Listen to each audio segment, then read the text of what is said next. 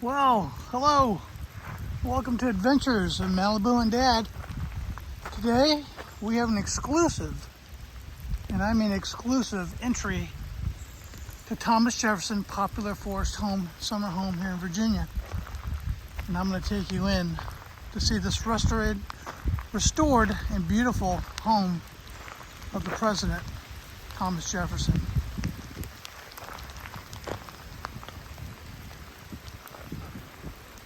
This home originally had thousands of acres attached to it. It's down to some few hundred now because they did pay off some bills selling some land off to restore this place. And this is private donations. This is not a public domain, so that's how we got this exclusive visit. So come with me. As you see, the interior of this presidential home at Poplar Forrest.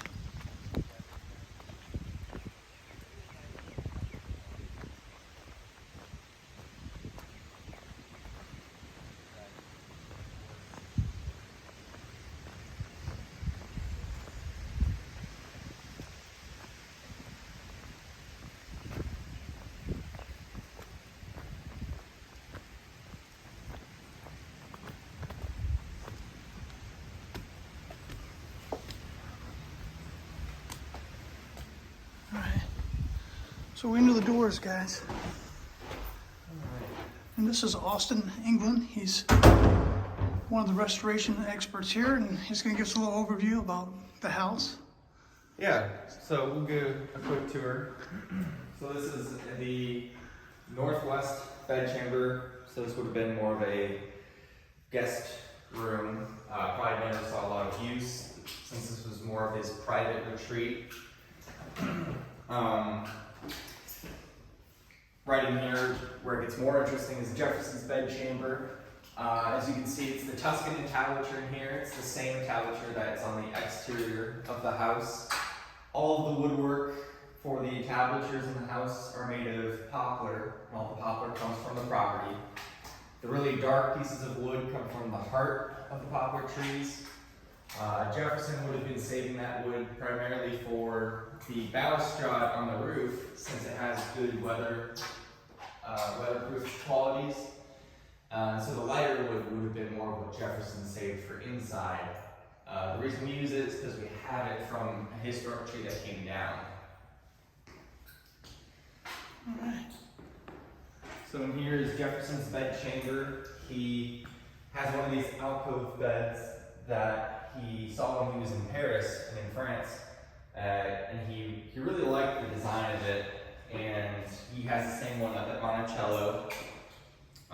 Interestingly, it's a 6'2" wide opening, and Jefferson was about that tall, but supposedly he would sit straight up when he would sleep, so it didn't really matter how wide that was.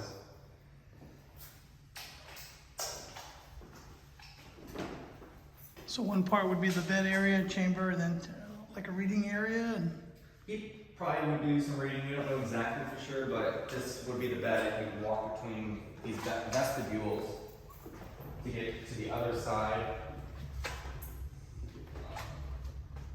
So this is a digital placement of the bed. okay. Cool. And so we know that here at Monticello he has all of these revolving tables. So what he would do is he had all of his stuff laid out, and rather than having to shuffle his books, he would just spin it around. And Makes it easier keeping the paper flat, and yeah, especially with that type of ink, maybe. well, I think he was just so disorganized in his what he wanted to have open, and he wanted to have all these different books open rather than having to shuffle them around. He would just spin it, and he probably saw this design somewhere because he had John Hemmings, his enslaved joiner, make him these tables. So there's original ones up at Monticello, but these are reproductions that we have here. Very nice. So these are the windows he would look out in the morning. And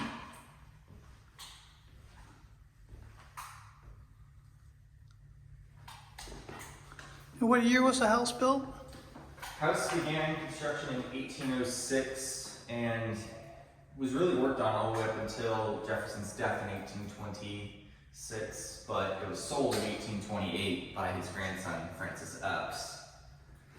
So the house was never truly completed. It got close, but in fact, this phase that we are in restoration, we've actually gone beyond what Jefferson ever saw completed. That's neat.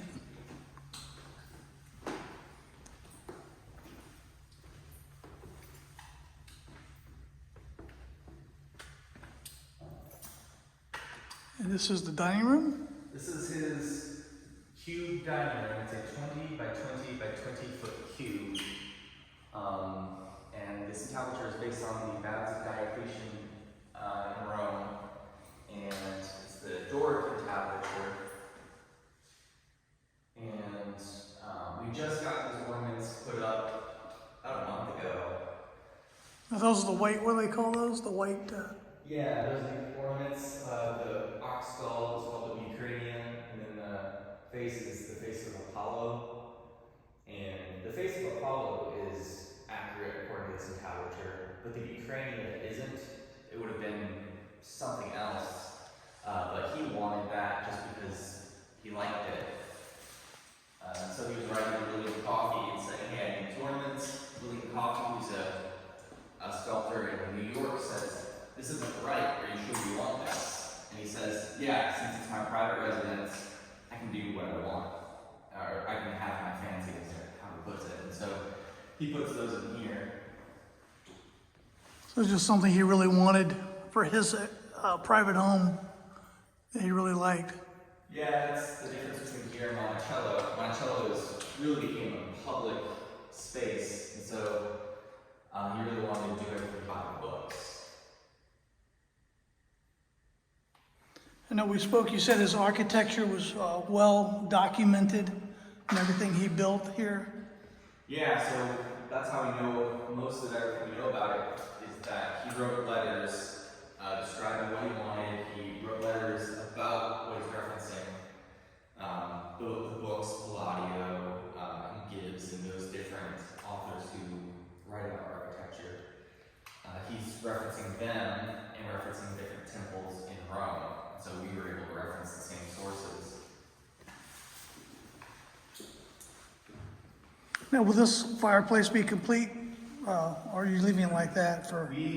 We're actually waiting on the stone surrounds. We think it's going to get some sort of a marble. So once we get the marble surrounds on that, we'll take the woodwork back off, trim it to fit, put it back on.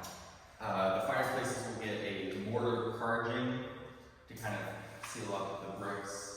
And they'll get iron fire backs inside of them, and that'll get some sort of a platform or some sort of a shelf space up there. I like how it's really important to you guys to keep it as original as possible, and you're going back and researching everything page by page. Yeah, that's the unique thing about Poplar Forrest, is that it's been about a 30-year project. So the first 7 years was just archaeology and research, and documenting the house and really getting it together. And then in the early 90s is when they started really digging in and working on the roof and then the floors in the house. Woodwork started about 10 or so years ago. So it's been a 30-year project culminating in this summer will be the completion of the main house once they paint it. So these aren't going to be the original colors here, they're going to be a different color on the walls too, right here? Yeah, so the woodwork will get an a linseed oil paint that we have some people that make it and they'll apply it, and then the walls will get a tinted lime wash. And we're still kind of unsure which colors go where in the house, but someone knows that answer. So would he have lots of entertainment here at this particular table? So he did have some people that he was friends with, his neighbors in the area, but this was his private retreat really. So we know that it was him, his granddaughters would be here, his grandson, and then, the people that were working in the house were in and out as well, but mostly it was just his getaway. It was kind of a quiet thing. But there's, I think, Henry Clay, who lives over in London. He will spend a lot of time with him. There's a letter of him visiting, but mostly it's his private residence. Okay. Wow. And the offices to the back. Yeah, so this is the parlor. Go on in.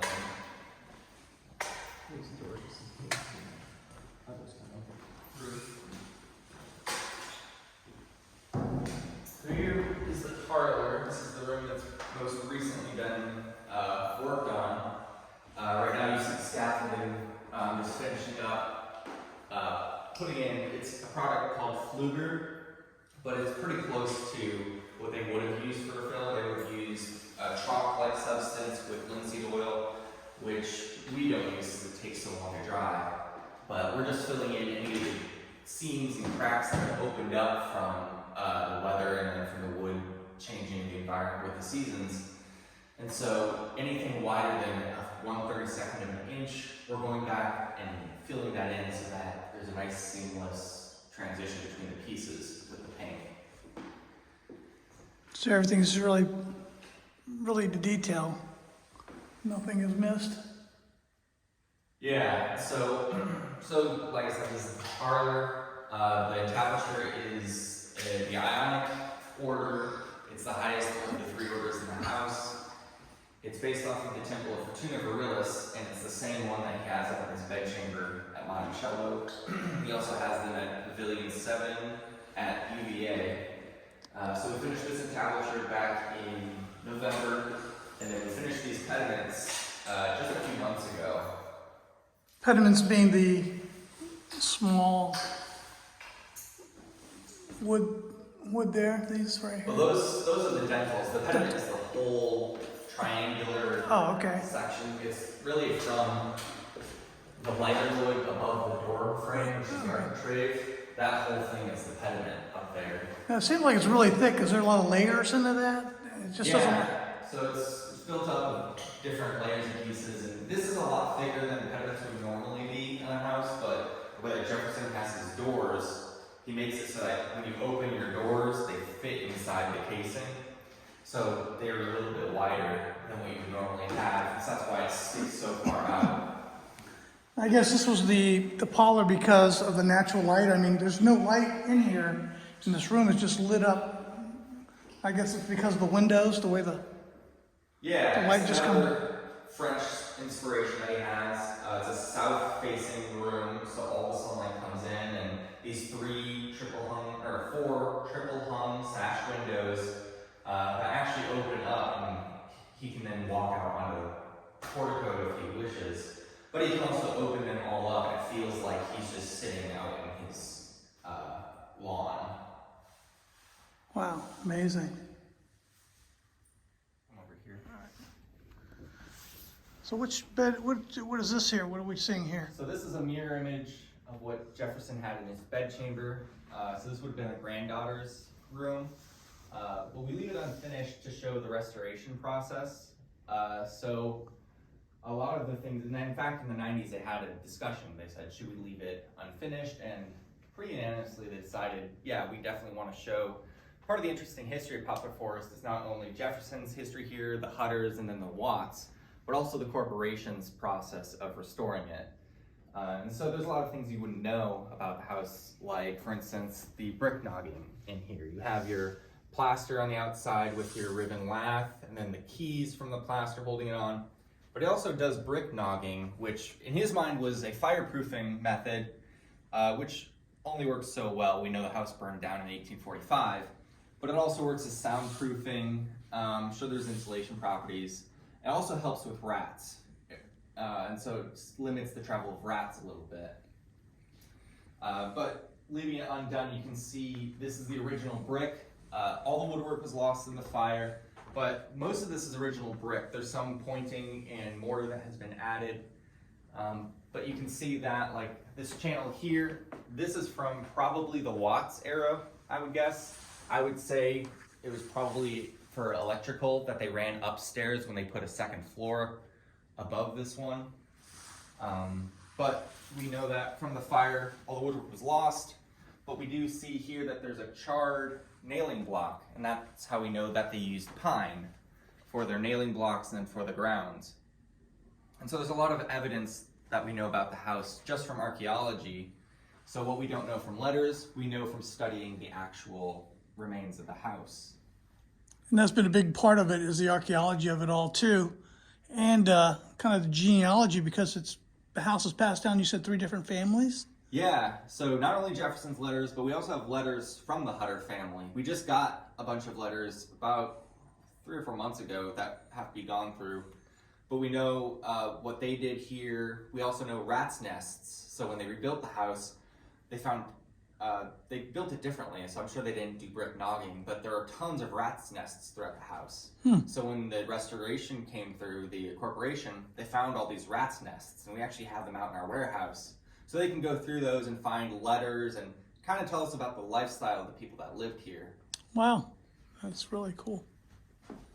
So this being the granddaughter's bedchamber, she had the alcove bed as well. But interestingly about the design of this house is for your enslaved people working in the kitchen, bringing food, there's no way to get to the dining room unless you go through the front of the house or you come through a bedchamber. So they come up, and so Jefferson decided that rather than disturbing his granddaughters in their room, they eventually walled this off, made this into a pantry, and so then these doors could be closed and she'd have her own private room over here, and then this could then be foot traffic. Wow. So then over here, we have an original door from the house. This would have been a door that was made by John Hemmings or his nephews. So John Hemmings is the enslaved joiner that originally was living up at Monticello, and he did live primarily at Monticello. He would come and work down here for a month or so at a time. But he made these doors, I believe he made them at Monticello, and this one survived from the fire because the fire was like a 2 or 3 day burn, and so they had time to actually take stuff out of the house. But we found this one in a warehouse here because when they came through and did documentation, they took everything out of the house and just kind of set it aside and documented it slowly. Well, they were moving it and they noticed the paint chipped and they saw the color of the wood and they thought, wouldn't that be interesting if this matched the windows and, you know, the walnut that was originally here. Then something led to something, and then they eventually figured out, well, we should probably get this checked out. Sure enough, they had it analyzed. They matched this profile to profiles that are known to be up at Monticello, and it's attributed to profiles that John Hemmings had done on other things like windows and doors. So he was very, very skilled Yeah. labor, and I guess you'd almost call him a master carpenter, just about. Yeah, he really would be a master. He did become the master of the joinery shop. James Dinsmore was the master of the joinery shop. And then John Hemmings studied under him. James Dinsmore then went to work at Montpelier, and so then John Hemmings became the master of the joinery shop, which is interesting because being someone who's enslaved, he doesn't have ownership of his own self, but he is the master of the joinery shop. He owns the tools in a sense, and also Jefferson writes letters saying, hey, spare him the whip, don't bother him, he works under me, he knows what he's doing. So he's writing that to the overseers. And so he had a really unique experience. Not to say that slavery comes with its own, there's never really a good way to say slavery is good, but there's different experiences in slavery. So his experience as a joiner is different than someone working in the fields. It's different than people working further south. And so John Hemmings also took a lot of pride in his work. He has letters of tables that he's made. There's one that was actually shipped by sea that he made for Jefferson's granddaughter, and it was lost at sea. And there's a letter of Jefferson, consoling and sharing in the grief of it. And John Hemmings expresses how torn he is about it and how much it meant to him. And he really did want to make it for her. And he was setting aside wood for Jefferson's coffin for, Jefferson getting up in age. And he was hand-picking different pieces of wood for that. And so there was a relationship there that certainly was complicated by the institution of slavery, but still there was a fondness that he had. There's a lot of things you don't see in history books either about the the relationship between sometimes the enslaved and the owners, and how they were treated very well, some of them, and there was a different level of hierarchy, even I guess in the slave world back then. Yeah, it's never black and white. It is very complicated. He did a lot of good things and he did a lot of bad things. Right. And you have to take each for what they're worth. So his good, you can praise him for, and his bad, you should condemn. And there was a lot of economic difficulties with slavery as well. As far as in Virginia, you couldn't just free someone who's enslaved if you owed a debt. And so he owed quite a debt. And so even if he did want to, there was a complication that had. So yeah, this is the door for John Hemmings, and I think it's incredible because it's still really tight at all the joints and very well put together for someone who's technically a joiner by trade. Right, and you're talking, what's the age of that door then? So this door, it's got to be all over 200 years old. Wow. So it looked that good after 200 years. That's saying a lot about the craftsmanship. Saying a lot about everything. Just the joining of that thing is just unbelievable. How it looks like almost brand new. Yeah, it's better than most doors you can buy new. Yeah. This is another example of some more adding. Yeah, so this and is leaving. the northeast bedchamber. Just another, probably would have been storage or guest chamber if they had guests coming through.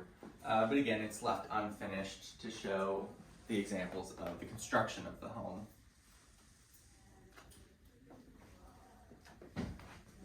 And this is the different layers of how they built the walls and paint it and everything. It's just amazing.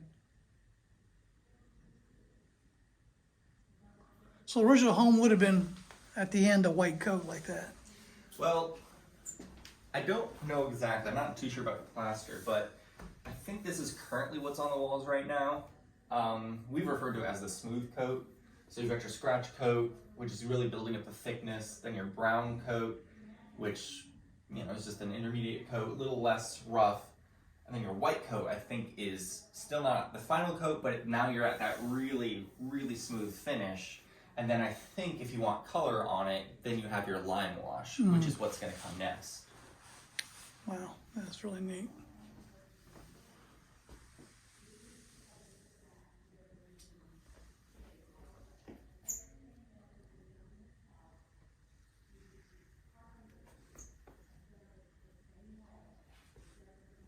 And we can go down to the next level through here. Yeah. All right.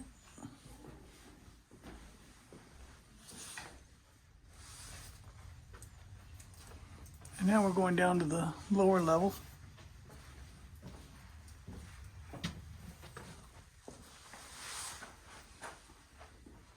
So now we're just below the floor we were on. And what do we have down here? So down here, this is the lower level. I don't know necessarily what it would have looked like for Jefferson. I'm not sure if he would have left it unfinished like this with the brick or not. I think he had something on it. I think there's actually an exhibit that talks about it, but this plaster might be Hutter era plaster.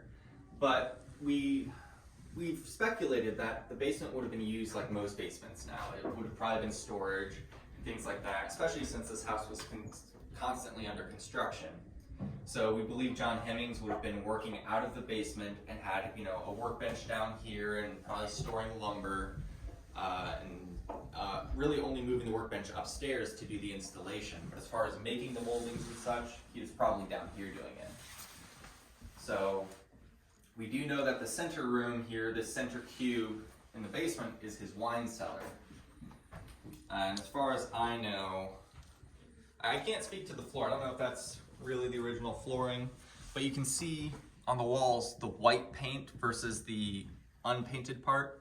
Okay. So when the Watts had the house after 1946, they actually put a floor over this and level with this floor here, and they made this kind of like a living area. And so then you can see the paint was probably where they painted it, and Then below the floor is where they didn't paint it. And the reason why they make this the wine cellar is just because it's the coldest room in the house. Yeah, it's the earth is cooler down below, so as you dig down, it keeps it cool down in there. It's almost like a natural refrigerator, I guess, for back then. Yeah, in fact, like ice houses, that's how they would do. They Same thing. up at Williamsburg. There's the big mound behind the governor's palace, so they build it down inside that mound, and so the earth kind of keeps it cool, like more like 50 degrees. And so I know they would also cover it with sawdust and stuff to kind of insulate it to keep it from melting. Wow. So.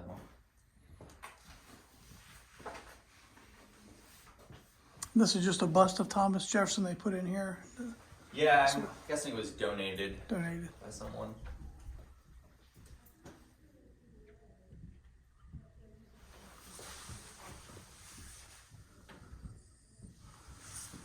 Neat.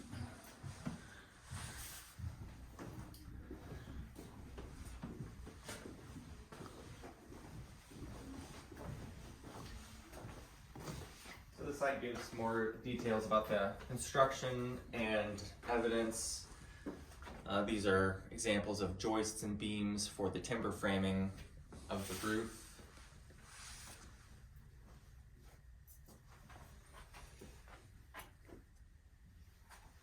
Some more elements of the house. You can see these lintels, or I guess you'd call it a wood lintel that would run across and that would support the brick arch as you laid it. Another thing here is all the fireplaces. They actually had a steel or I guess an iron grate or support system, and they laid brick over it, and then they would lay sand, and then they'd lay their stone for the hearth over that. And so this is how they have all the fireplaces on the second floor. And then looking back into the wine cellar, you can see the painted lines, but you can actually see what's called the ghost mark on the wall, and you can see where the staircase was. Jefferson didn't have a staircase, but the Hutters put one in after the fire. So they put a staircase in, or maybe even the Watts, I'm not entirely sure on that fact, but it was put in after Jefferson. So staircase going up from the basement, leading up into the dining room, and then there was a staircase from the dining room that went up into the second floor that they added. Wow.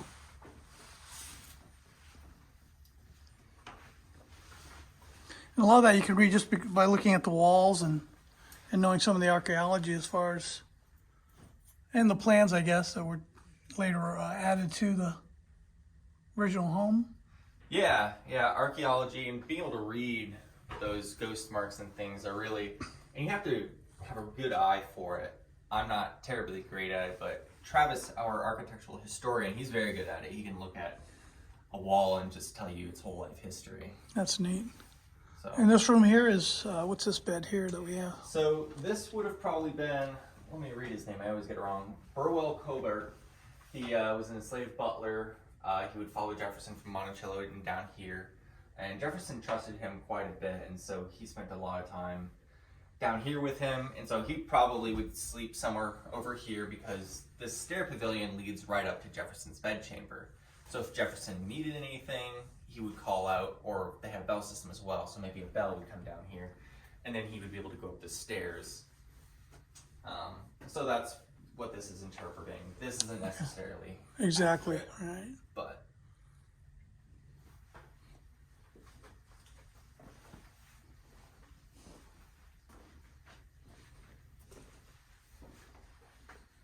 so this is what's referred to as a hogshead. Out at the prize barn, which is quite a ways down on the property, he would be out there and they would take their tobacco, and the prize barn, I believe the term prize is when they're packing it into the hogsheads. So this was a tobacco plantation, that's what he would ship out. So they would ship it out in this, which was... So they would ship the tobacco out in barrels also, just like Yeah. drink or wine or beer? So I guess a hogshead is like a unit of measure. It's kind of like okay. if you had like a gallon of milk. Oh, hogshead is a big barrel. Yeah, so the hogshead would be a set size, and so if you said, I have one hogshead of tobacco, they'd say, okay, we know a hogshead is worth this much. You've given us a full hogshead. Well, here's your, here's how much we'll pay for that. So, You have any idea what it would have cost back then? What a hogshead was worth now? no, I don't know much about the economic value of things Okay. at the time, but he does keep logs of everything that he's selling and buying, basically all of his money that he's spending and things like that. Right.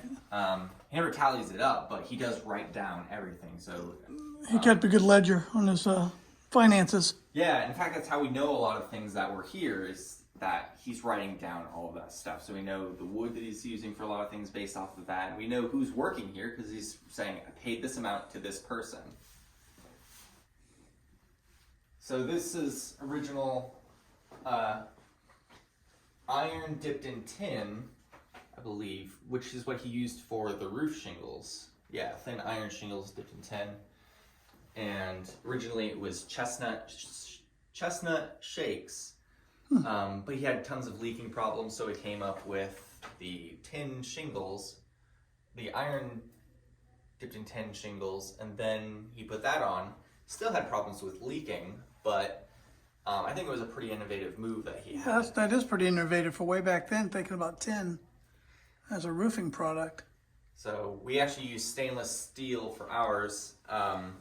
So we put rubber membrane underneath of it so that we don't have the same leaking problems. Right. But we replicated the roof with stainless steel. We also have better materials and nowadays than they did back then. So Right. you don't see any more leaking then. That was just something of the past because of the lack of materials that were invented back then. Yeah, unfortunately, we do still have some of the woes of any homeowner.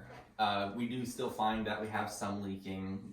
There was a leak that we had to deal with on one of the chimneys, and rotting wood. We actually just replaced some rotting wood on the roof and repaired a shutter on the skylight due to rot. And so with anything, Elements are going to take their toll on things. yeah, so that's part of the conservation here is, and so some of the woes that Jefferson had, we still have here, but we have taken care of a lot of things. Wow.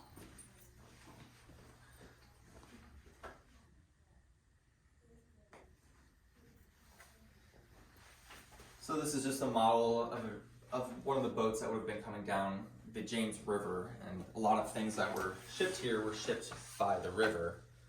Of course, you can only get so far because we're quite a few miles away from the river, so you still had to cart things. But that was a big delivery system for this area. Yeah, so Lynchburg was a big hub, and that's why it was built up right there on the river.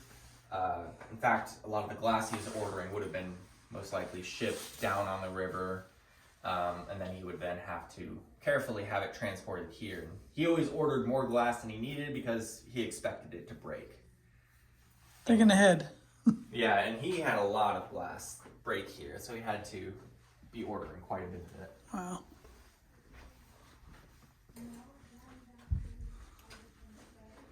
So these are exhibits for archaeology, just giving information about what they do, what they've done, and what they found and learned from all of that. Wow. I know it was here last we were talking. They were doing some archaeology on I guess a barn they used to have on property. Yeah, it was a Hutter period barn, 1860s, I think they were saying. They were doing the archaeology on it because they were changing the roadway, and they wanted to just get the documentation in before they laid the road over it. So they did the archaeology, then put a protective layer over it, and then they put the new road that ran over top of it. And I love how you guys, conservation and archaeology and well documentation is always a big part of what you guys do here with bringing this place back to this original, I guess, period. Yeah, and it's being a house museum, we want to be able to be a place of learning as best we can and share what we learn here, and especially with joinery, really the only place that you see active joinery going on is Williamsburg. So one of our hopes is to be able to teach classes and share in that particular trade and the story of it here at Poplar Forrest. So with COVID hopefully on a trend, and with people getting out more, we're hoping to see more things like that. Wow, it's amazing. Well, I want to thank you for sharing your knowledge today with us on the adventures of Malibu and Dad. Final thoughts are, it's great that we're out here preserving history, and really, my hat goes off to you guys here working so hard to do it.